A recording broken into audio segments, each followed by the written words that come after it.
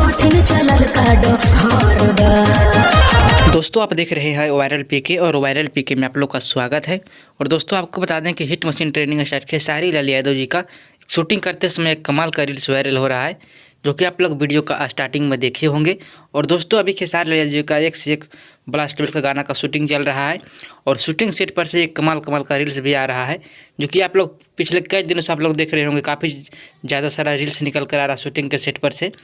तो कुछ अलग टाइप का इस बार शूटिंग हो रहा है, कुछ हाई लेवल का गाना आप लोग के बीच में बहुत जल्द आने वाला है। और दोस्तों आप लोग के बीच में बहुत ही जल्द ब्लू बीट भोजपुरी चैनल पर भी गाना आ रहा है।